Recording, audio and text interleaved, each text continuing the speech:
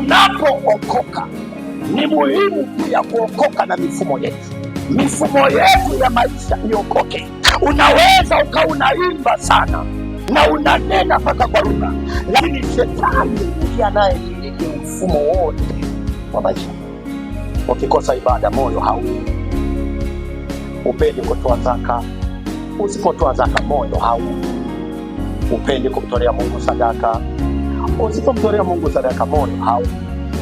Upendi kushuhudia watu wamjue Mungu, hata usipofanya hivyo moyo haupo. Pamoja na kwamba umeokoka, lakini mfumo wa maisha ulio nao unatawaliwa na shetani. Hakuna kitu kibaya kama akili ya mtu aliyeokoka kutawaliwa na shetani, kwa sababu atalipuka, taomba, atanena kwa lugha, baada ya dakika 10 anawaza mambo ya shetani.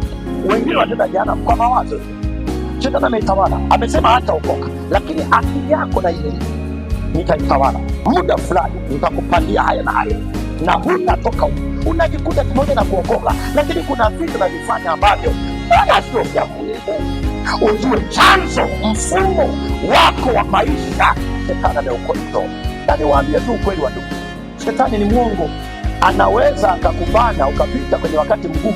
Lengo lake kubwa ni wewe mwache Mungu.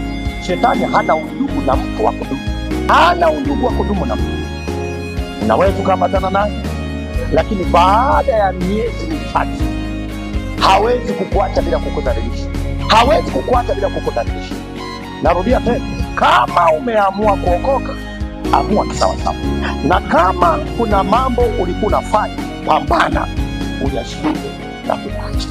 Fanya juu chini pamoja naye, kwa sababu hayo yanaweza kukupeleka jehanamu, yanakuondolea kibali kwa Mungu, hayo yanakufanya uwe mtupu mbele za Mungu, yanakufanya mbele ya watu ukose heshima mbele ya watu. Siku zinavyoendelea, mazingira ya watu waliokoka yataendelea kuwa magumu, mazingira ya wana wa Mungu yataendelea kuwa magumu. Ile utajikuta wewe mwenyewe unamwangukia shetani, kila kitu anataka kukihoji kile cha kwako.